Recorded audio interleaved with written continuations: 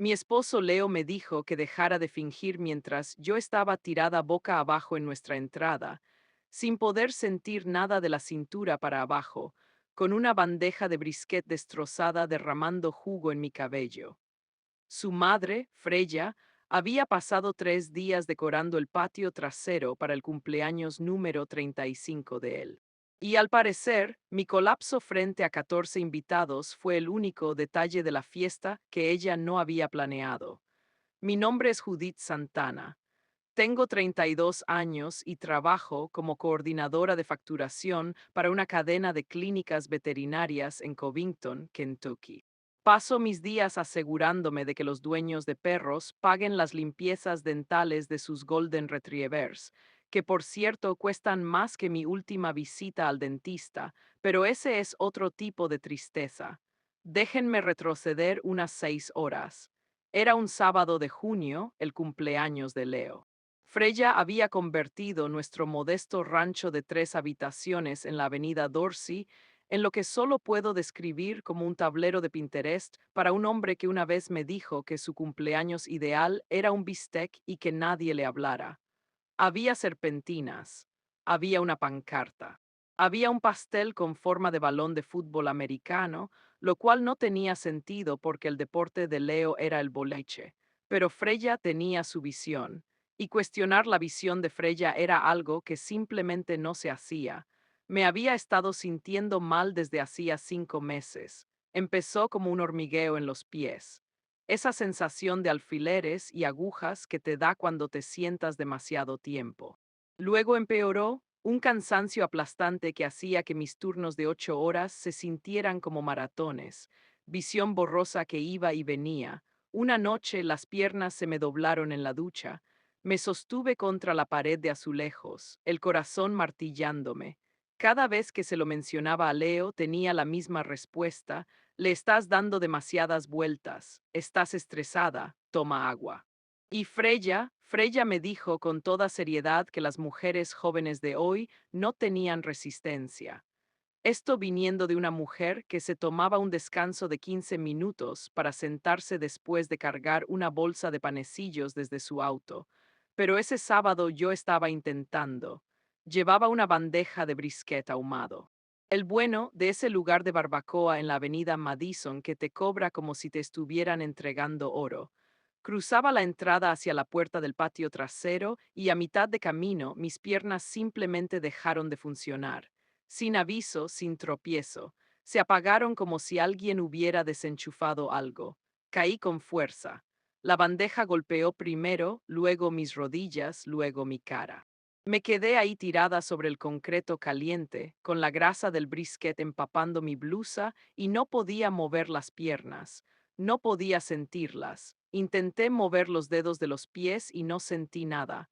Cero absoluto debajo de las caderas. Terror no es una palabra lo suficientemente grande.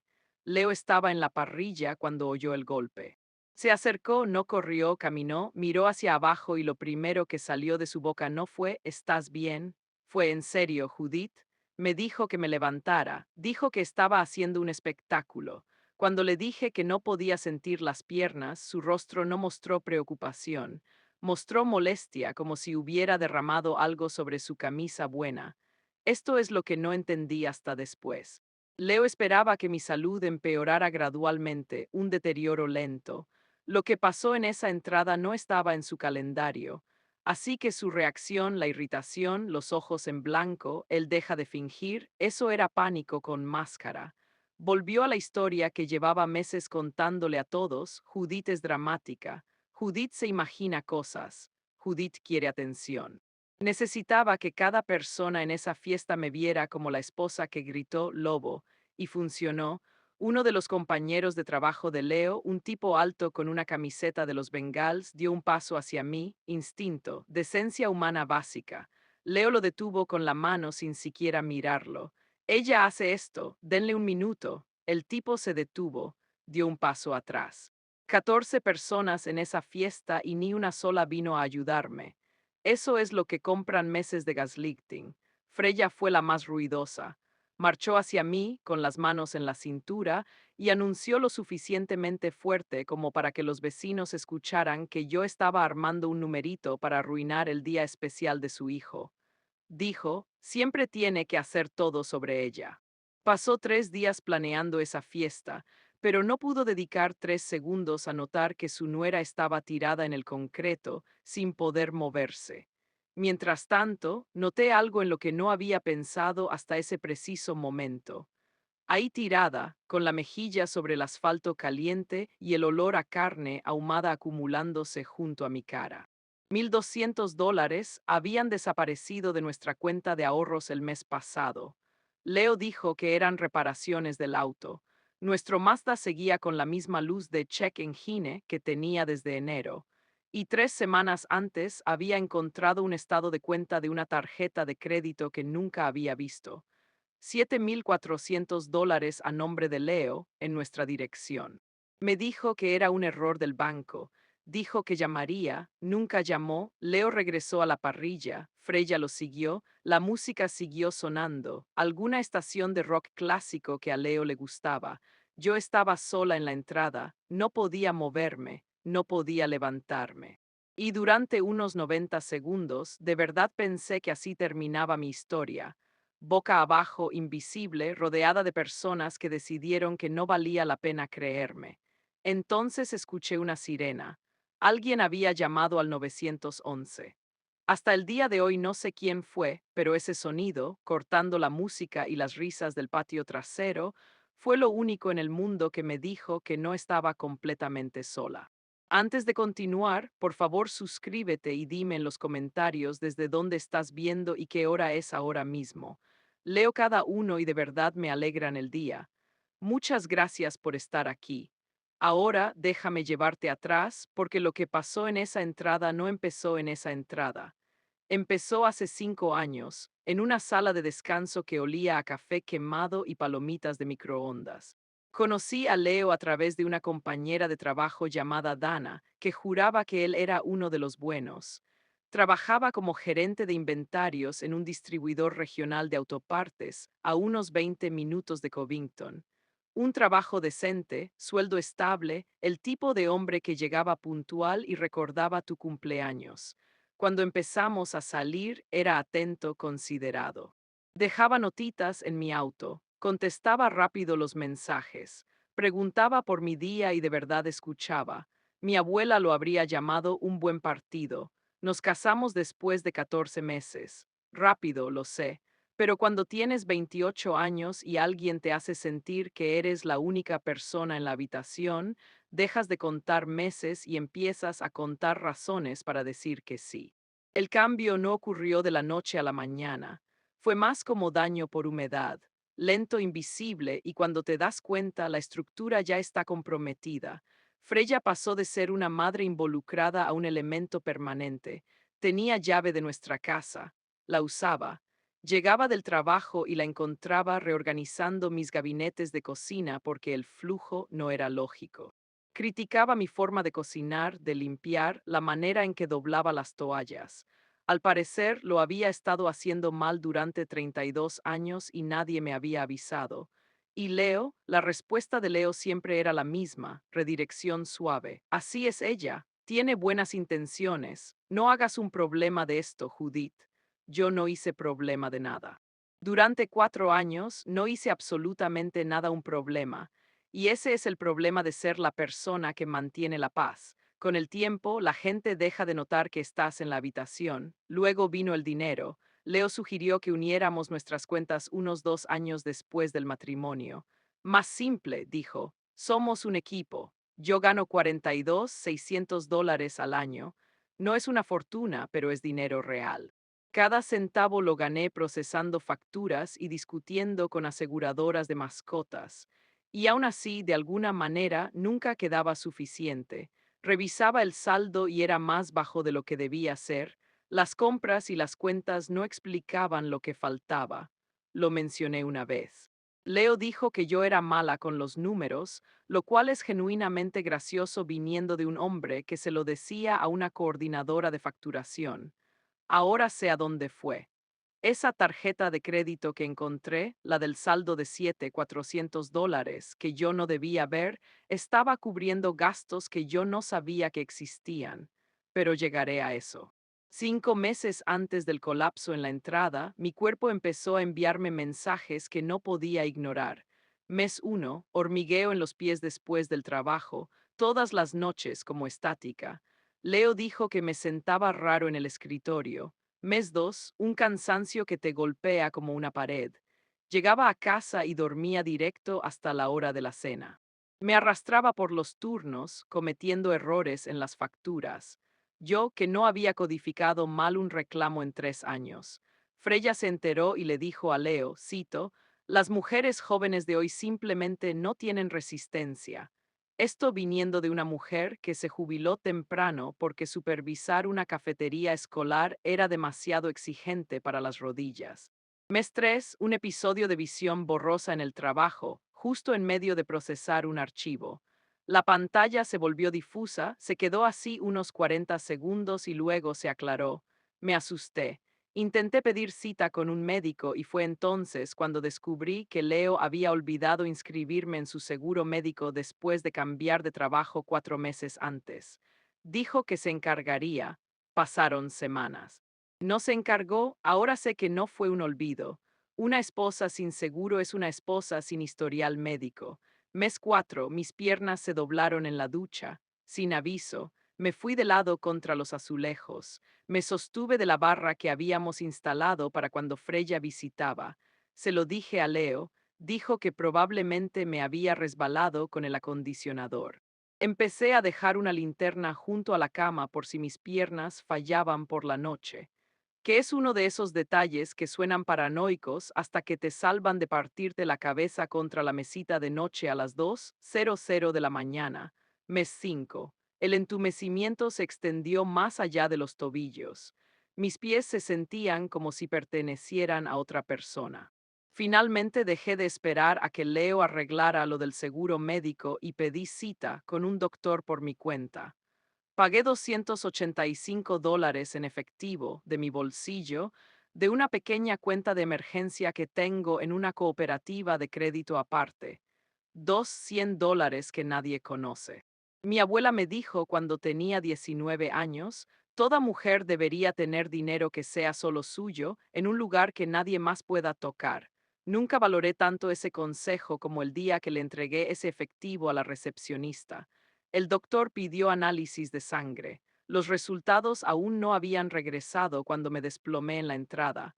Una cosa más sobre esos 5 meses. Mi té de la noche. He tomado té de hierbas antes de dormir durante años. Manzanilla, nada elegante. Hace unos 5 meses empezó a saber ligeramente diferente. No malo, solo raro. Un amargor leve que antes no estaba. Se lo mencioné a Leo, dijo que había cambiado de marca porque la anterior había subido de precio. Tenía sentido. No le di importancia. Aquí está lo que me persigue. Durante esos 5 meses completos, Leo me preparó ese té todas y cada una de las noches. Nunca faltó. De hecho, pensé que era algo tierno. Mi esposo, que olvidó nuestro aniversario 2 años seguidos, que no podía acordarse de comprar leche si no se lo escribía por mensaje, de alguna manera nunca olvidó ni una sola vez mi té nocturno. Pensé que era su lenguaje del amor. Resultó que su lenguaje del amor era algo que yo jamás habría podido imaginar. Y mientras mi cuerpo se venía abajo, Leo estaba construyendo una historia. Unos 3 meses antes del colapso, empezó a decirle a la gente, a su familia, a nuestros amigos, incluso a mi propia hermana Noel, que yo me había obsesionado con estar enferma. Usaba palabras cuidadosas, ansiosa, frágil. Me preocupa de verdad como mentalmente, decía. Era tan convincente que Noel me llamó y me preguntó con cuidado, con suavidad, si yo estaba bien de la cabeza. Mi propia hermana, la persona que mejor me conocía, incluso ella lo creyó. Esa es la cosa del gaslighting. No solo engaña a la víctima, engaña a todos alrededor. La ambulancia llegó a las 4:47 p.m. Sé la hora exacta porque podía ver el enorme reloj del patio trasero de Leo, el que Freya le compró para el Día del Padre, aunque no tiene hijos, desde donde yo estaba tirada en el concreto.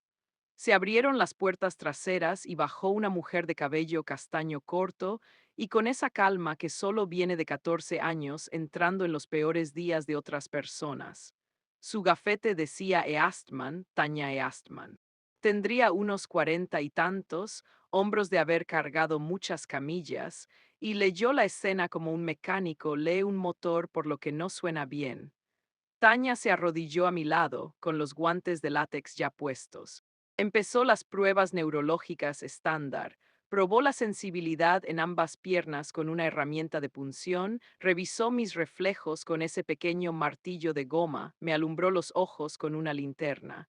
Tenía cero sensibilidad por debajo de las caderas. Mis reflejos estaban mal. Golpeó mi rodilla y no pasó nada. No disminuido, nada. Mantuvo el rostro neutral, pero vi cómo su documentación se hacía más larga. Estaba escribiendo más de lo que requería un ingreso estándar. Luego vinieron las preguntas. ¿Cuándo empezaron los síntomas? Hace 5 meses. ¿Algún medicamento? No, ni siquiera tengo seguro médico ahora mismo. ¿Algún cambio en la dieta o en la rutina? Mencioné el té, el cambio de marca, el cambio de sabor, el hecho de que Leo lo preparaba todas las noches. Tanya no reaccionó, no hubo pausa dramática ni ojos abiertos de par en par, simplemente lo anotó, pero noté que su pluma se detuvo un segundo en la palabra té, y luego subrayó algo que no pude leer desde mi ángulo en el suelo. Leo estaba merodeando. Había vuelto del patio trasero cuando llegó la ambulancia. No podía ignorar las luces intermitentes en su propia entrada. Se quedó a unos 4 metros con los brazos cruzados y empezó a hablar, no conmigo, con Tanya. Ha estado así por meses, probablemente es estrés. Quizá podrían revisar su ansiedad, estaba actuando. El esposo atento y preocupado que gestiona la situación.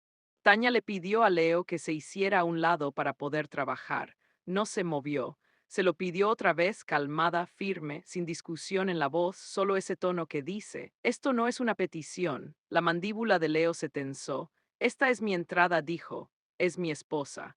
Tanya lo miró durante unos 2 segundos sin parpadear y dijo que necesitaba espacio para evaluar adecuadamente a su paciente. Esto es lo que no entendí hasta después. Tanya no solo estaba molesta con Leo, estaba catalogando su comportamiento porque en 14 años como paramédica había visto muchos esposos preocupados. Caminan de un lado a otro, hacen preguntas sobre el hospital, le toman la mano a su esposa incluso cuando la paramédica les dice que se muevan. No se quedan parados con los brazos cruzados, dando una historia clínica que suena ensayada. Leo no actuaba como un hombre viendo sufrir a su esposa. Actuaba como alguien gestionando una narrativa. Y Tanya Eastman llevaba el tiempo suficiente en este trabajo como para saber la diferencia. Tomó su radio, llamó a despacho y solicitó a la policía en el lugar, y aquí está el punto clave. Usó una razón completamente estándar y legítima, un familiar interfiriendo con la atención al paciente y volviéndose verbalmente agresivo. Esto es real. Los paramédicos hacen esto todo el tiempo. Leo escuchó la palabra policía y se puso rígido, pero Tanya mantuvo la calma. Señor, solo necesito que se haga a un lado para poder hacer mi trabajo de manera segura. Procedimiento estándar. Él retrocedió molesto pero no alarmado. Pensó que era solo por estar demasiado cerca. No era solo por eso. Me subieron a la ambulancia. Leo no fue conmigo. Dijo que nos alcanzaría después. Tenía que atender a los invitados. Freya ya estaba en el patio trasero diciéndole a todos que yo estaría bien por la mañana. Yo iba acostada en la camilla mirando el techo de la ambulancia mientras Tanya se sentaba a mi lado, revisando mis signos vitales, y dijo una cosa que no era médica. No estás loca, quiero que lo sepas. Casi me quiebro ahí mismo. En el hospital las cosas se movieron rápido y lento al mismo tiempo. Me registraron, me hicieron estudios, me sacaron sangre. El médico de urgencias, un tipo joven que parecía haber dormido unas 3 horas, escuchó el informe de entrega de Tanya con más atención de la que uno esperaría para un caso de entumecimiento en las piernas, porque Tanya había marcado algo en su reporte. Apartó al médico y le explicó lo que había observado. Síntomas progresivos de neuropatía periférica que coincidían con un cambio en la línea de tiempo dietaria, combinados con un cónyuge cuyo comportamiento en la escena no era consistente con una preocupación genuina. Recomendó una toxicología ampliada más allá del panel estándar. El médico estuvo de acuerdo. Ordenó una resonancia magnética completa de mi columna y una prueba toxicológica exhaustiva, del tipo que no se solicita a menos que estén buscando algo específico. Leo apareció 3 horas después. 3 horas. Entró a mi habitación. No preguntó qué habían dicho los doctores. No preguntó si tenía dolor. No miró los monitores. Preguntó cuándo me darían de alta porque la casa estaba hecha un desastre por la fiesta y mamá estaba muy molesta. Luego se sentó en la silla de la esquina y revisó su teléfono durante 20 minutos. Yo estaba ahí, viendo a mi esposo desplazarse por lo que estoy casi segura era un chat de la liga de boliche, mientras yo no podía sentir mis propias piernas. Y pensé, este es el hombre que elegí. Este es el hombre con el que me casé. A veces tu gusto para elegir hombres es tan malo que ni siquiera puedes culpar a los hombres. Una enfermera entró alrededor de las 9:00 p.m. Me hizo la pregunta de rutina del protocolo. ¿Te sientes segura en casa? Es una pregunta que se la hacen a todos, pero ella la dijo despacio. Me miró a los ojos, esperó. Yo dije que sí automáticamente, como se hace. Pero la pregunta se me quedó en el pecho como una piedra que no se disolvía.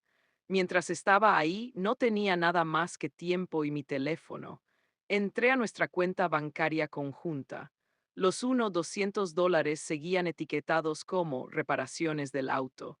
Pero ahora, sin nada que hacer más que mirar una pantalla, noté algo que antes se me había pasado. Pequeños retiros de cajero automático de $60 cada vez de una máquina en Florence, Kentucky. No vivimos en Florence, no compramos en Florence, no conozco a una sola persona en Florence. Los retiros se remontaban a 4 meses atrás, regulares como la renta. No dormí esa noche. Alrededor de las 6:00 a.m., la puerta de mi habitación se abrió. El médico entró y detrás de él venían 2 personas que nunca había visto. Una mujer con uniforme médico que se presentó como la defensora del paciente del hospital y una mujer con un saco oscuro y una placa en el cinturón. El médico acercó una silla a mi cama y se sentó. Y ahí lo supe, porque los doctores no acercan sillas para dar buenas noticias. Acercan sillas cuando necesitan que te quedes quieta para lo que viene. La mujer de la placa era la detective Alta Pham del Departamento de Policía del Condado de Kenton, de unos 40 y tantos. Corte de cabello práctico. Ese tipo de rostro que probablemente no se sorprendía desde la administración Clinton. Se sentó en la silla de plástico junto a mi cama como si hubiera hecho esto 100 veces. Probablemente lo había hecho. El médico habló primero. Explicó los resultados de la resonancia con cuidado, como si estuviera leyendo un veredicto. El estudio mostraba daño progresivo en mi sistema nervioso periférico, específicamente desmielinización de las fibras nerviosas. En palabras simples, la capa protectora alrededor de mis nervios estaba siendo destruida. Dijo que el patrón no era consistente con esclerosis múltiple, ni con Guillain-Barré, ni con ninguna condición autoinmune. El patrón era químico. Algo estaba destruyendo mis nervios desde adentro y llevaba meses haciéndolo. Luego vino la toxicología. Encontraron cloruro de metileno en mi sangre. Si no sabes qué es, yo tampoco lo sabía. Es un solvente industrial, removedor de pintura, desengrasante, el tipo de químico que se encuentra en bodegas y plantas de manufactura. El tipo de químico al que un gerente de inventarios en un distribuidor de autopartes tendría acceso todos los días. Los niveles en mi sangre no correspondían a una sola exposición accidental. Eran consistentes con la ingestión repetida de pequeñas dosis durante un periodo prolongado, meses. Alguien me lo había estado dando. No grité, no lloré. Me quedé completamente inmóvil. ¿Conoces esa sensación cuando tu cerebro recibe información tan fuera de todo lo que has considerado alguna vez que simplemente deja de procesar? Como una computadora que da error y la pantalla se congela. Así estaba yo, el hombre con el que dormía cada noche, el hombre que me daba té y decía, buenas noches, amor, el hombre que a veces me besaba la frente antes de irse a trabajar. La detective Pham dejó que el silencio se quedara un momento y luego empezó a hacer preguntas, metódicas, sin drama. Cuando cambió el sabor del té, quién lo preparaba, con qué frecuencia, en qué trabajaba Leo. Cuando dije distribuidor de autopartes, escribió algo y lo subrayó 2 veces. Preguntó por nuestras finanzas, nuestra relación, la participación de Freya en nuestra vida diaria. Preguntó si Leo había contratado alguna póliza de seguro recientemente. Dije que no lo sabía. Su expresión me dijo que ya sospechaba la respuesta. Pham fue honesta conmigo.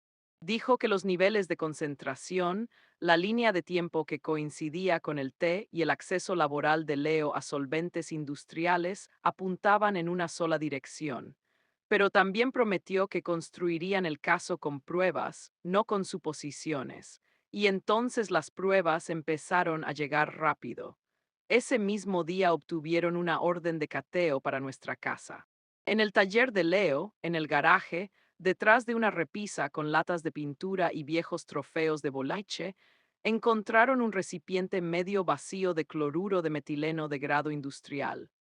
Su empleador confirmó que Leo había estado retirando este compuesto durante 6 meses, de forma constante, en cantidades mayores a las que requería su puesto.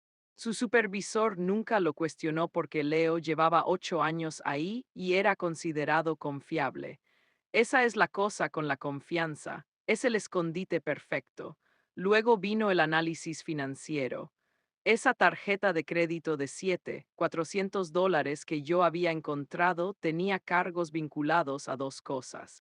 Primero, primas mensuales de una póliza de seguro de vida por $350,000 a mi nombre, contratada 7 meses antes, de emisión simplificada, sin examen médico, exactamente por eso Leo la eligió. Mi firma en la solicitud estaba falsificada. Segundo, la renta de un departamento tipo estudio en Florence, Kentucky.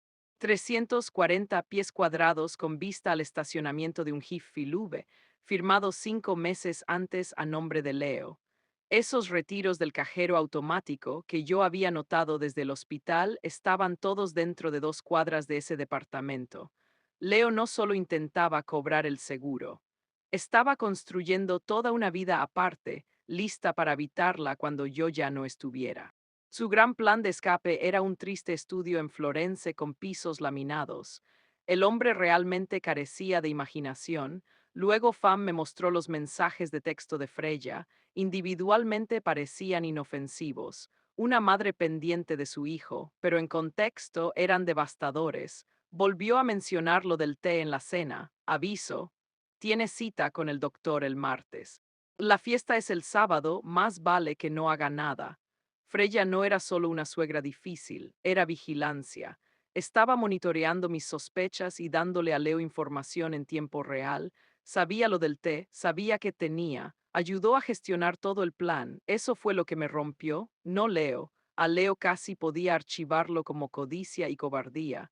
Pero Freya tenía 63 años, era madre.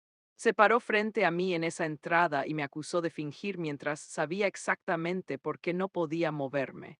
Me vio deteriorarme durante 5 meses y su única preocupación era que yo pudiera decirle algo a un doctor antes de que el trabajo estuviera terminado. Mi hermana Noel llegó al hospital esa noche. Había llorado tanto que tenía los ojos casi hinchados. Me tomó la mano y me pidió perdón.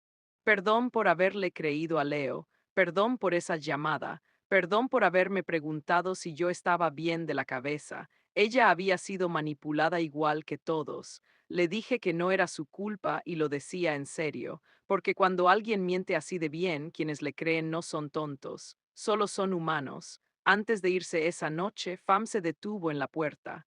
Dijo que había una cosa más. La investigación había sacado algo a la luz sobre el primer esposo de Freya, el padre de Leo, un hombre llamado Raymond Gutiérrez, que murió en marzo de 2011 a los 49 años. Causa de muerte, falla neurológica progresiva de origen indeterminado. Había estado enfermo aproximadamente 6 meses antes de morir. Hormigueo, fatiga, pérdida de la función motora. El caso se cerró como causas naturales. Freya fue la viuda afligida. Pham dijo que había solicitado el expediente antiguo en los archivos del condado. Los síntomas en el certificado de defunción de Raymond eran casi idénticos a los míos. Dejó eso flotando en el aire entre nosotras. Luego me deseó buenas noches. Si esta historia te tiene al borde del asiento, toca el botón de me gusta y dime en los comentarios, ¿viste venir ese giro? Leo cada uno y me encanta leerlos. Ahora, ¿dónde estábamos a la mañana siguiente? Eran las 5:52 a.m., aún oscuro. Ese tipo de madrugada en la que ni los pájaros se han decidido.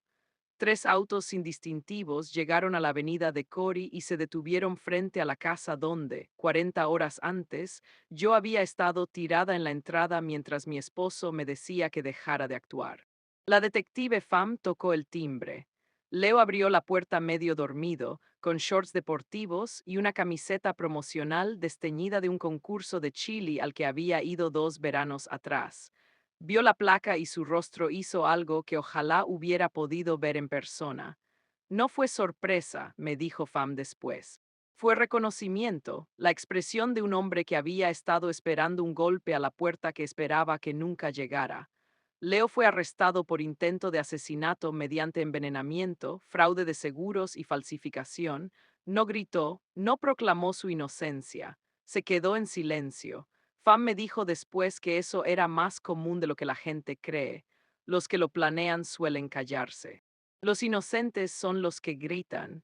Leo dijo exactamente 4 palabras durante su arresto. Quiero un abogado. No dijo no lo hice. No dijo esto es un error. Pidió un abogado como un hombre pide un salvavidas cuando el barco ya está bajo el agua. 12 minutos después, a las 6:04 a.m., los oficiales llegaron a la casa de Freya.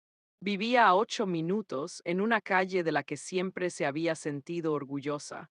Césped cuidado, bandera estadounidense en el porche, el tipo de casa que dice, aquí vive una mujer respetable. Abrió la puerta en bata. Cuando vio las placas, intentó cerrarla. Un oficial metió el pie para impedirlo. Fue arrestada como cómplice de intento de asesinato. A diferencia de su hijo, Freya sí gritó. Dijo que era un error. Dijo, me están acusando injustamente. Dijo que su Leo jamás haría algo así. Su vecina, Agatha Pelgro, estaba afuera paseando a su terrier a las 6:00 a.m., porque Agatha era ese tipo de vecina y lo vio todo. Agatha, la misma mujer a la que Freya llevaba una década presumiéndole lo maravilloso y devoto que era su hijo Leo. No hubo cámaras, ni reporteros, ni escena de tribunal. Solo placas, esposas y 2 personas que pensaron que nunca las atraparían siendo subidas a la parte trasera de autos separados en una tranquila mañana de martes.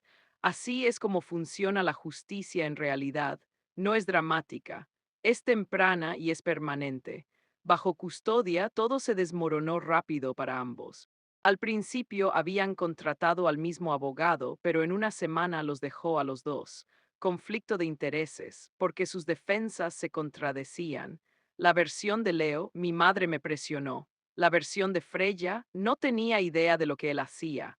Esas 2 historias no pueden ser ciertas al mismo tiempo y un abogado no puede defender ambas en la misma sala. Ahora cada uno necesitaba su propio abogado, más barato, porque todos sus bienes habían sido congelados. A Leo se le negó la fianza. La póliza falsificada, el departamento secreto, los solventes retirados, todo apuntaba a premeditación y riesgo de fuga. Terminó en el centro de detención del condado de Kenton, vistiendo de naranja en lugar de aquella camiseta del concurso de Chile. La fianza de Freya se fijó en $500,000. No pudo pagarla. Quedó en un centro de detención a 12 minutos de su hijo y ninguno podía contactar al otro. Pero el golpe real llegó cuando Pham me visitó por última vez en el hospital. Traía el expediente antiguo. Raymond Gutiérrez, padre de Leo y primer esposo de Freya, murió en marzo de 2011 a los 49 años. Los registros médicos describían 6 meses de deterioro neurológico progresivo, hormigueo, fatiga, debilidad muscular, eventual compromiso de órganos. No se ordenó toxicología en ese momento. Era 2011. Un hombre de mediana edad sin enemigos conocidos, y su esposa era supervisora de una cafetería escolar, no exactamente una sospechosa criminal. El caso se cerró como causas naturales indeterminadas. Pham me dijo que el fiscal del distrito había autorizado una reinvestigación completa, incluida la posibilidad de exhumación si el toxicólogo forense encontraba razones suficientes en los registros médicos antiguos. Fue cuidadosa. Dijo que esto no significaba que Freya definitivamente hubiera matado a Raymond, pero el patrón estaba ahí. Mismos síntomas, misma línea de tiempo, mismo hogar, y la implicación me golpeó como un camión. Si Freya ya había hecho esto antes, entonces no solo ayudó a Leo, le enseñó. El té, las microdosis, la paciencia, el gaslighting, no fue una idea de un hijo con ayuda de su madre. Fue el método de una madre transmitido como una receta. La tradición familiar más aterradora que había escuchado en mi vida. Leo, que se paró sobre mí y me dijo que dejara de fingir, ahora estaba sentado en una celda de la que no podía ir a ningún lado. Y Freya, que me acusó de buscar atención, estaba recibiendo más atención de la que jamás quiso, de parte de un gran jurado. Con el envenenamiento detenido, mi cuerpo empezó a luchar. La neuróloga me lo explicó sin rodeos. Los nervios periféricos pueden regenerarse, pero lentamente, alrededor de 1 pulgada por mes. Parte del daño por 5 meses de exposición al cloruro de metileno podría ser permanente. Tal vez siempre tendría algo de entumecimiento en los pies. Le dije que podía vivir con eso. Estaba viva, que era más de lo que Leo había planeado para mí. Las primeras 2 semanas fueron las más duras, no físicamente, emocionalmente. Estaba en esa cama del hospital procesando que mi esposo había intentado matarme con mi propio té antes de dormir. No existe una tarjeta de felicitación para eso.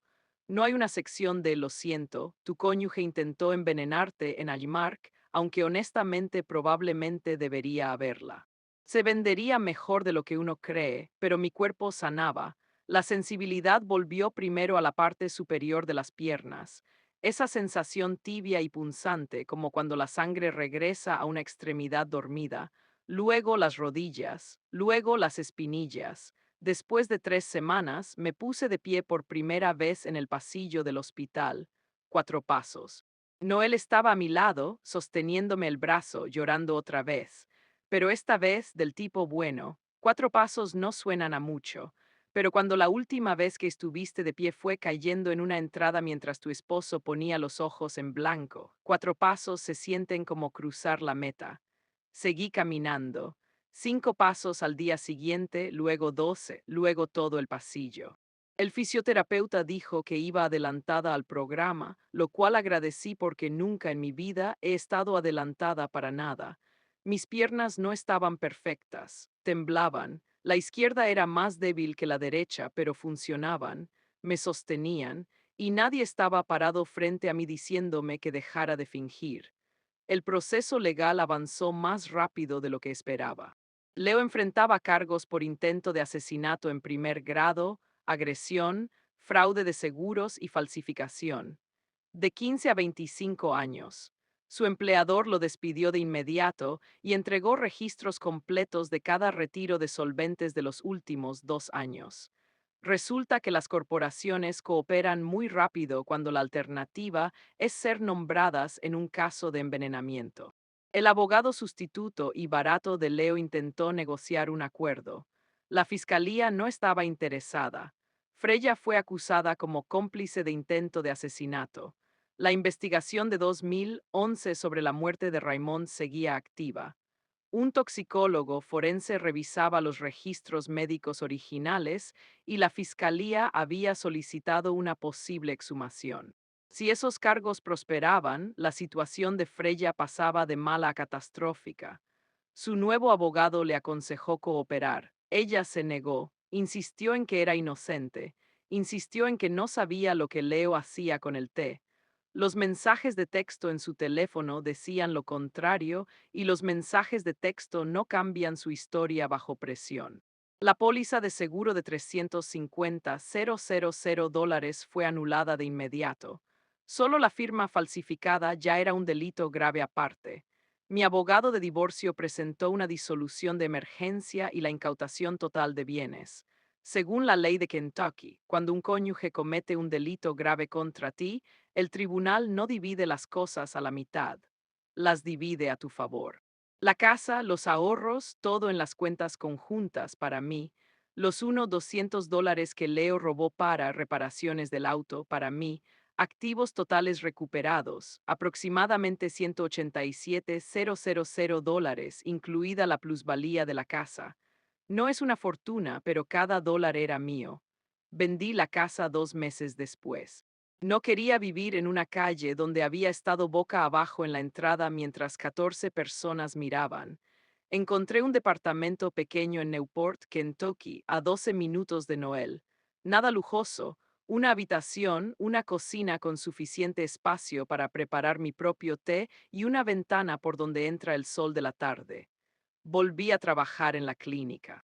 Mismo trayecto, mismas facturas, mismos reclamos dentales de Golden Retrievers, pero ahora yo preparo mi propio té, y algunas noches ni siquiera lo tomo solo porque puedo. Adopté un gato tuerto de la clínica, un atigrado naranja que perdió el ojo izquierdo por una infección antes de ser rescatado. Lo llamé Veredicto. Sé que es un nombre muy obvio. Sé que es de esos que hacen que la gente sonría y niegue con la cabeza. No me importa. Se sienta en mi regazo todas las noches en ese departamento de Newport, ronroneando como un motorcito.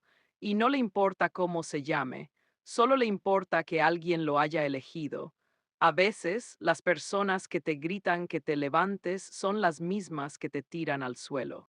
Y a veces tienes que caer hasta el fondo para finalmente ver quién es el que de verdad está parado sobre ti. Muchas gracias por quedarte conmigo hasta el final. Más de mis mejores historias ya están ahí mismo en tu pantalla.